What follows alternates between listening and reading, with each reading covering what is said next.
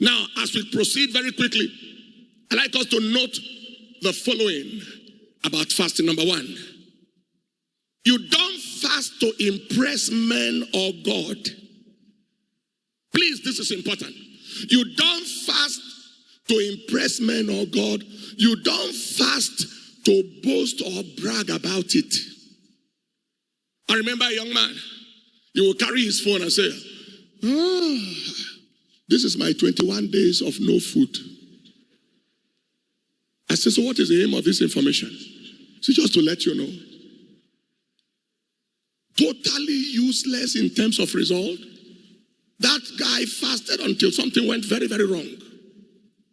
You don't fast. The Bible said in Matthew 6:16-18, when thou fasted, be not as the hypocrites of a sad countenance, for they disfigure their faces, that they may appear unto men to fast. Verily I say unto you, they have their reward. But thou, when thou fastest, anoint thy head and wash thy face, that thou appear not unto men to fast, but unto thy Father which is in secret, and thy Father which seeth in secret shall reward thee openly. So you don't use spirituality to impress. When we were in the university in those days, we used to go to a certain place to pray. Brethren, we used to go, and then one brother, whenever they got there, as soon as he reached there, he would start sleeping. When they wake him, he said, I'm in the spirit. So he continued like that until one day, when they finished praying, he was still sleeping, everybody left.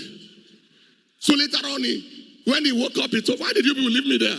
They said, no, you were in the spirit, so we left you. Right?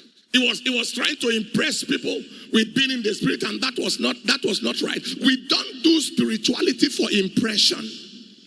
You don't impress people. Number two, you don't fast only to eagerly wait for when to break. Do you know the kind of people that are fasting and they look at their time by 3 o'clock? He said, this watch is not moving. It's a useless fast. It's a completely useless fast. The time to break is not the focus. What you are trusting God to do in your life is the focus. So that kind of fast that you are looking at time, you better break it now. You don't fast only to eagerly wait for when to break. Ecclesiastes chapter 9 verse 10, whatsoever thy hand find to do, whatsoever thy soul find to do, do it with your might. You don't do it half-heartedly. Number 3, you don't fast and break carelessly and voluminously. What do I mean by that? Don't ever attempt to fast and then you break the fast with the mentality of pursue, overtake, without fail, recover all. They brought a man some time ago and the whole system was upside down. What happened to you? He embarked on a fast. And then he decided to pursue, bring the breakfast, bring the lunch, bring the dinner, to put everything together. And by the time he landed with, I think the final thing was Act 2. The whole system was under tension. He needed prayer for deliverance.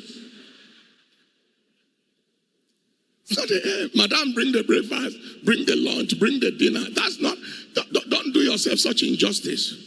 It's very, very important. We had a very terrible challenge some time ago where a young man in our church fasted. He did a dry fasting. And then, I don't know for how long ever he did a dry fasting. And when it was time to break, he broke with ice cold water. His system shut down on the spot. Dead.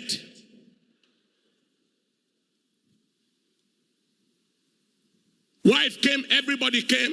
They prayed, they did everything, nothing. Not ambulance, set to go to the mortuary. And then according to him in that realm, he saw me. And I said, where are you going? It's not time to die. He said he's coming with the microphone and I was speaking. And that time we had a program in Bielsa. We were preaching. He said, I have come from the crusade to intervene and turn you back.